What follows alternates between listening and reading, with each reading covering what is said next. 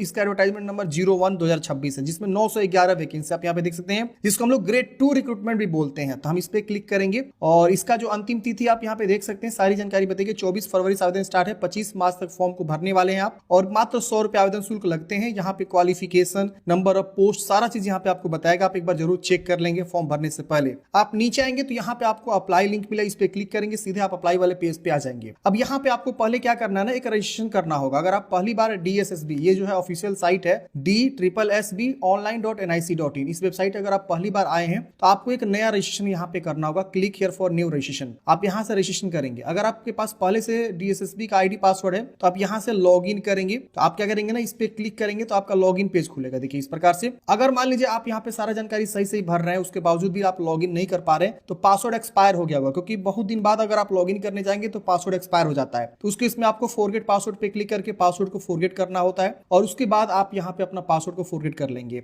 अब मेरे पास जो है ऑलरेडी एक जो है ID है, तो मैं यहाँ पे लॉग इन कर लेता हूँ। देखिए रजिस्ट्रेशन का प्रोसेस अगर आपको जानना है तो मैं अभी को थोड़ा सा जानकारी देता हूँ कैसे रजिस्ट्रेशन करना है। देखिए रजिस्ट्रेशन करने के लिए होम पेज पे जब आप आएंगे, यहाँ न्यू रजिस्ट्रेशन वाले ऑप्शन पे क्लिक करेंगे तो यहाँ पे आपको इस प्रकार से पेज ओपन हो जाएगा। आपको बस ये बेसिक सी जानकारी भर लेना होता है। अपना नाम लिखेंगे, दोबारा लिखेंगे, फिर डेट ऑफ बर्थ लिखेंगे, फिर दोबारा लिखेंगे। सारी जानकारी मैट्रिक के जो मार्कशीट होता है ना, उसी के अकॉर्डिंग लिखना होता है। और एक प्रकार से ये OTR समझ लीजिए आप, क्योंकि जब आप एक बार यहाँ रजिस्ट्रेशन कर लेते हैं ना तो ये डाटा फीड हो जाता है। फ्यूचर में जब भी बहाली आती है तो इसी ID पासवर्ड से लॉगिन करके आपको भरना होता है फॉर्म। फिर यहाँ पासिंग ईयर, फिर यहाँ जेंडर, फिर nationality, father's name, mother's name, spouse name छोड़ दीजिएगा, क्योंकि ये अगर मैरिड है तो मैरिड फीमेल के लिए यहाँ पे ऑप्शन दिया जाता है। और यहाँ मोबाइल नंबर लिखना है, दोबारा मोबाइल नंबर को कंफर्म करना है। फिर यहाँ पे जो है ईमेल ID लिखना है, दोबारा ईमेल ID को कंफर्म करना है। और गेट OTP पे क्लिक करेंगे तो आपके ईमेल, मोबाइल दोनों पे ही OTP जाता है। तो आप यहाँ दोनों ही OTP को वेरीफाई करेंगे। और यहाँ पे आप आधार कार्ड देना चाहते हैं तो यस करेंगे, और आधार संख्या ये दोनों बॉक्स में लिखना है, अपना नाम लिखना है दोनों बॉक्स में, और एक पासवर्ड बनानी है। पासवर्ड जो है कुछ भी आप बना सकते हैं अपने अकॉर्डिंग, और उस पासवर्ड को यहाँ पे कंफर्म करेंगे। फिर यहाँ इसको टिक करना है, फिर यहाँ पे टिक करना है, प्रीव्यू करेंगे। प्रीव्यू आपको देख लेना है कि हाँ सारा जानकारी सही है, कहीं कुछ गलती नहीं है।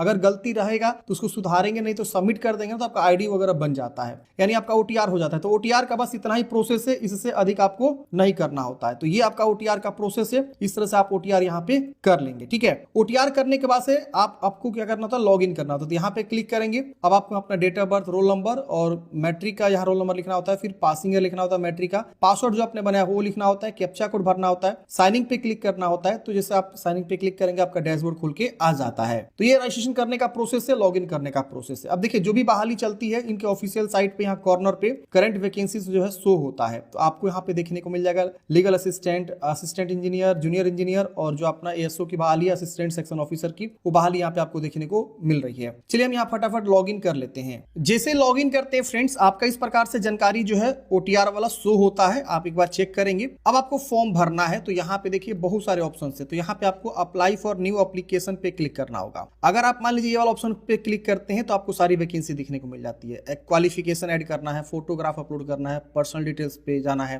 फाइनल सबमिट करना है, स्टेटस देखना है। तो आप यहाँ पे इस प्रकार से सारी जानकारी को चेक करते हैं। यहाँ से पासवर्ड चेंज कर सकते हैं, यहाँ पे अपना अपडेट कर सकते हैं रजिस्ट्रेशन की जानकारी, फाइनल रिजल्ट वगैरह, यहाँ आंसर की सब यहीं पे आपको आता है। तो इसीलिए आपको ID पासवर्ड सही से रखना होता है ताकि फ्यूचर में काम आएगा। तो चलिए हम यहाँ पे क्लिक करते हैं, अप्लाई फॉर न्यू एप्लीकेशन पे हम क्या करेंगे, क्लिक करेंगे। जैसे हम इस पे क्लिक करेंगे आपका जो भी वैकेंसी चल रही है वो देखिए यहाँ पे शो होता है, और यहाँ पे उसका एडवर्टाइजमेंट भी आप डाउनलोड कर सकते हैं, उसका पोस्ट कोड क्या है वो भी देख सकते हैं, लास्ट डेट क्या है, एप्लीकेशन फी क्या है, सारा चीज आपको देखने को मिलता है। तो हम इस वाले पद के लिए अप्लाई करके आपको बता देते हैं। उसी प्रकार से आप जिस भी पद पे अप्लाई करना चाहते हैं आप अप्लाई कर सकते हैं। तो यहाँ पे ASO है, ग्रेड 2 भी आप इसको बोल सकते हैं, असिस्टेंट सेक्शन ऑफिसर होता है। JEE के लिए भी इसी तरह से आप अप्लाई करेंगे। अगर आपको अप्लाई करना है तो AE के लिए भी और लीगल असिस्टेंट के लिए भी। तो आप जिस पे अप्लाई करना चाहते हैं उसके सामने अप्लाई बटन पे आपको क्या करना होगा, क्लिक करना होगा। तो मैं यहाँ पे क्या करता हूँ, क्लिक करता हूँ। अब जिससे फ्रेंड्स आप क्लिक करते हैं यहाँ पे आपकी जानकारी ऑलरेडी शो होता है। यहाँ पे अपना जो है प्रेजेंट एड्रेस लिखना होता है, यहाँ पे परमानेंट एड्रेस लिखना होता है, और यहाँ पे पिन कोड वगैरह अच्छे से लिखना होता है। बाकी और जानकारी आपको ऑलरेडी शो होता है। अब यहाँ पे आपको ध्यान देना है कैटेगरी आपका। तो यहाँ पे आपको कैटेगरी से चुनाव करना। अगर आप जनरल है तो जनरल चूज करेंगे। अगर मान लीजिए आप OBC है तो OBC आप चूज करेंगे। अब OBC में यहाँ पे आपको बताना होगा OBC की जानकारी, जैसे कि आपको बताना होगा कि आप दिल्ली के OBC हैं कि अदर स्टेट के OBC हैं। मतलब यहाँ लिख रहा है कि अगर आप दिल्ली के निवासी हैं और OBC से बिलोंग करते हैं तो ये ऑप्शन टिक करेंगे। आउटसाइड दिल्ली जो कि जनरल में एज हो जाएंगे तो उनको यहाँ पे ये वाला ऑप्शन टिक करना होगा। मान लीजिए सपोज आप जो है आउटसाइड है तो आप इसको टिक करेंगे। फिर भी आपको अपना जो है OBC की जानकारी देना होगा। ये देखिए लिख रहा है कि OBC outside Delhi is not eligible category for reservation. मतलब आप वैकेंसी के लिए एलिजिबल हैं लेकिन कैटेगरी में रिजर्वेशन नहीं ले सकते हैं। तो आप यहाँ पे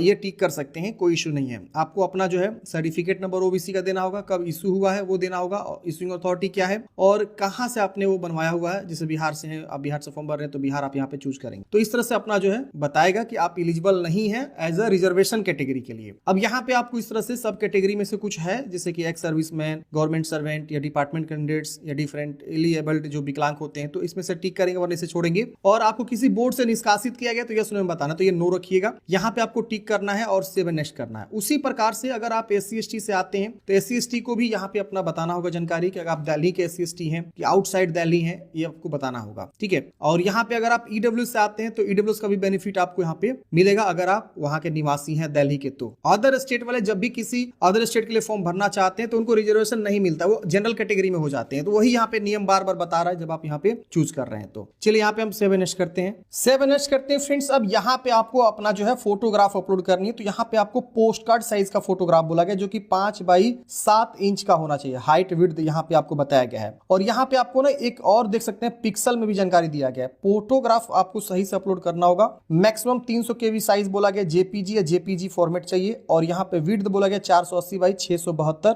तो ही आप यहाँ पे फॉर्म मतलब यहाँ अपलोड कर पाएंगे। तो आपको क्या करना है, स्टूडियो में जाना है, बोलना है कि हमको पोस्ट कार्ड साइज का फोटो खींच के दीजिए। वो पोस्ट कार्ड में आपका फोटो बना देगा, थोड़ा बड़ा होता है साइज में। नीचे आपको सिग्नेचर अपलोड करनी होता है। यहाँ पे आपको लेफ्ट थंब इंप्रेशन अपलोड करनी होती है और यहाँ पे राइट हैंड का जो थंब इंप्रेशन होता है उसको अपलोड करना होता है। यहाँ पे देखिए विशेष ध्यान आपको किस पे देना है, मैक्सिमम साइज यहाँ पे दिया गया है 40 KB, देख रहे ना, ध्यान देना आपको यहाँ पे 140x110 पिक्सल आपको ये ध्यान देना है। यहाँ 110x140 होना चाहिए लेफ्ट थंब इंप्रेशन। तो सबका यहाँ पे विड्थ और हाइट डिसाइड किया। इस विड्थ हाइट को ध्यान में रखते हुए अगर आप रिसाइज करते हैं तो आपका आसानी से अपलोड हो जाएगा। अगर आप ये विड्थ हाइट ध्यान में नहीं रखेंगे तो आप फोटो अपलोड करते रह जाएंगे, अपलोड नहीं होगा। तो इसको विशेष ध्यान रखना है। और इसको जब आप अपलोड करेंगे तो एक चीज और ध्यान देना है, JPG फॉर्मेट में इसको बोला गया। JPG मतलब ये फोटो सिग्नेचर थंब इंप्रेशन आपको जो है JPG में अपलोड करना है ताकि आपका कोई इश्यू ना हो। लेकिन यहाँ पे आप देखेंगे तो ये आपका फोटोग्राफ जो है ये आपको बोला गया JPEG। देखिए यहाँ पे बहुत सारे इसमें नियम कानून है। देखिए JPEG फॉर्मेट देख रहे ना, तो यहाँ पे JPEG बोला है और नीचे वाला क्या बोला है, JPG बोला है। तो इसको भी आपको ध्यान देना है। अगर आपका अलग हो जाएगा तो फिर वो भी अपलोड नहीं होता है। बहुत यहाँ इशू आता है DSSP का जब आप फोटोग्राफ सिग्नेचर अपलोड करते हैं। तो पिक्सल की बात करें तो पिक्सल रिसाइज करने के लिए बहुत सारे वेबसाइट आते हैं। आप गूगल में जाएंगे, सर्च करेंगे पिक्सल रिसाइज, जैसे मैंने यहाँ पे आप देख सकते हैं सर्च किया पिक्सल रिसाइज। तो ये सबसे ऊपर वाला जो वेबसाइट है image.pi7.org, इसको आप अगर ओपन करते हैं तो यहाँ पे आपको पिक्सल का रेशियो बोलेगा कि आपको कितना में रखना। मान लीजिए 140x110 रखना है तो 140x110 यहाँ रख दीजिए। और यहाँ पे जो भी आपका फोटोग्राफ या सिग्नेचर जो मांग रहा है उसको आप चूज करेंगे और किस में रखना है, JPG में रखना है कि JPEG में रखना है, उसको रखिए। और यहाँ पे रिसाइज पे क्लिक करिए, ऑटोमेटिक वो रिसाइज कर देगा उस फॉर्मेट में और उसको आप अपलोड कर सकते हैं। तो ये बहुत अच्छा रिलेवेंट टूल है, आप यहाँ याद कर लेंगे pi7imagetool.org, यही वेबसाइट का नाम है। इसके थ्रू आप आसानी से रिसाइज कर सकते हैं कोई भी फोटोग्राफ हो, कोई भी सिग्नेचर हो या लेफ्ट थंब इंप्रेशन हो। फोटो सिग्नेचर अपलोड करने के बाद से फ्रेंड्स अगला स्टेप आपका आता है अब पोस्ट प्रीफरेंस। देखिए यहाँ डिपार्टमेंट वाइज बहाली है, तो जो आपकी एसओ की बहाली है उसमें सबसे ज्यादा बहाली है। आप देखेंगे तो यहाँ पे आपका एज भी बताया गया है, प्लस यहाँ पे कौन लोग अप्लाई कर सकता है जेंडर वाइज, क्वालिफिकेशन वाइज भी बताया गया, प्लस यहाँ पे बोला गया है डिजरेबल में क्वालिफिकेशन और एक्सपीरियंस तो चाहिए नहीं किसी में। यहाँ पे सबसे इंपॉर्टेंट पॉइंट डिपार्टमेंट नेम भी बता दिया गया, जैसे कि आप दिल्ली पॉल्यूशन कंट्रोल कमेटी के अंतर्गत, सर्विस डिपार्टमेंट GNCT के अंतर्गत और दिल्ली अर्बन शेल्टर के अंतर्गत वैकेंसी है। तो आप एक बार नोटिफिकेशन चेक करेंगे तो उसमें और चीजें क्लियर हो जाएंगी कि किस मतलब डिपार्टमेंट में कितनी बहाली है। उसके अकॉर्डिंग भी आप पहला दूसरा तीसरा इसको आपको सिलेक्ट करना होता है। तो आप अपने अकॉर्डिंग जो है तीनों को अगर अप्लाई करना चाहते हैं तो एक साथ तीनों ही डिपार्टमेंट में चूज कर लेंगे और यहाँ से मैनेज करेंगे। अगर आप चाहते हैं किसी एक डिपार्टमेंट में अप्लाई करना तो एक डिपार्टमेंट को भी चूज करके आप आगे बढ़ सकते हैं। तो हम यहाँ नेक्स्ट करेंगे, मैंने तीनों को चूज किया हुआ है, आप भी तीनों चूज कर लेंगे। फिर यहाँ पे देखिए उसके अनुसार आपको पहले क्या करना होगा, चूज करना होगा। और यहाँ पे देखिए जैसे हम यहाँ पे Delhi pollution control committee choose किए तो यहाँ पे आ रहा है बैचलर डिग्री, इसमें चाहिए, हम इसको टिक करेंगे। अब देखिए बैचलर डिग्री की क्वालिफिकेशन ऐड करना है तो यहाँ पे आपको ग्रेजुएशन आएगा, ग्रेजुएशन किसी विषय से पास होने चाहिए। यहाँ पे आपका डिसिप्लिन आएगा, ऑटोमेटिक परसेंटेज आपको बताना है कि आपका कितना परसेंट प्राप्त हुआ, 2 डेसिमल तक आप बताएंगे किस राज्य से आपने ग्रेजुएशन कंप्लीट किया। उसके बाद यहाँ पे आपको आएगा कि किस यूनिवर्सिटी से आपने पढ़ाई किया। उसके बाद यहाँ पे आपको आएगा देख सकते हैं पासिंग ईयर और मंथ क्या है, जैसे हमने यहाँ पे बता दिया पासिंग ईयर मंथ हमने जो है 2022 में किया। और यहाँ पे हम क्या करेंगे, अब जो है यहाँ पे पूछ रहा है कि आपको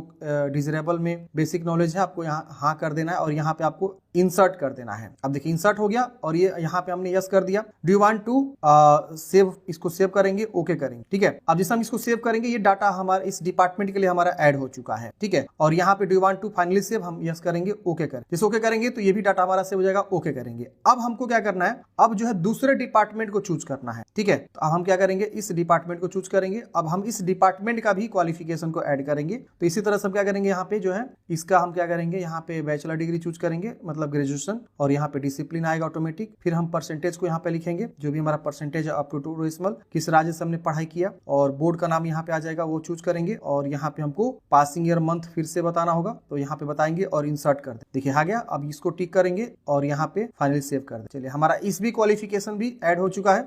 यहाँ पे इसको ऐड करना होगा, पहले ऐड पे क्लिक करना होगा, तभी जाके वो ऑप्शंस आपका आएगा, ठीक है। ये देखिए दोनों हमारा ऐड हो गया यहाँ पे। अब हम क्या करेंगे, इसको भी चूज करेंगे। अब हम इसके लिए भी बैचलर डिग्री को ऐड करेंगे, मतलब तीनों के लिए बारी बारी से आपको क्या करना है, ऐड करना है क्वालिफिकेशन को। तो हम यहाँ पे देखिए लाइव इसलिए बता रहे हैं ताकि आप लोग और ज्यादा समझेंगे। अगर लाइव नहीं बताएंगे तो फिर आप लोग कंफ्यूज हो जाएंगे। फिर से हम क्या करेंगे, यहाँ पे सेम क्वालिफिकेशन यहाँ पे बता देंगे, और यहाँ पे हम बोर्ड यूनिवर्सिटी फिर से चूज कर लेंगे, और पासिंग ईयर यहाँ पे हम फिर से जो है बता देंगे। सही से पासिंग ईयर बताना है, सब में सेम रखिएगा। हमने ऐड कर लिया। अब देखिए इसका भी हम क्वालिफिकेशन को क्या करेंगे, यहाँ पे इंसर्ट कर लेंगे। हो गया इंसर्ट ये वाला qualification. Do you want to save, हम यस कर देंगे, ओके कर देंगे। अब हमारा ये भी क्वालिफिकेशन यहाँ पे देखिए सेव हो जाएगा डिपार्टमेंट के लिए। तीनों हमारा आ गया। अब हम इसको क्या करेंगे, नेक्स्ट करते ही आपको यहाँ पे जो है प्रीव्यू आ गया। प्रीव्यू चेक करिए कि सारा जानकारी सही है, कहीं कुछ गलती नहीं है। अगर गलती है तो उसको सुधारेंगे, नहीं गलती है तो आप नीचे आएंगे, टिक करेंगे, यहाँ पे टिक करेंगे, और यहाँ पे पे online and submit final submission पे क्लिक करेंगे। अगर गलती है तो आप यहाँ बैक जाके हर एक सेक्शन में देखिए एडिट का बटन बना हुआ, आप एडिट कर सकते हैं। नहीं गलती, इस पे क्लिक करेंगे, हमारा इस तरह से आ जाएगा, पे ऑनलाइन का ऑप्शन मिलेगा, हम इस पे क्लिक करेंगे। अब यहाँ पे आप देख सकते हैं इस प्रकार से आ गया, इसको टिक करेंगे और पे नाउ पे क्लिक करेंगे। हम जो है तीनों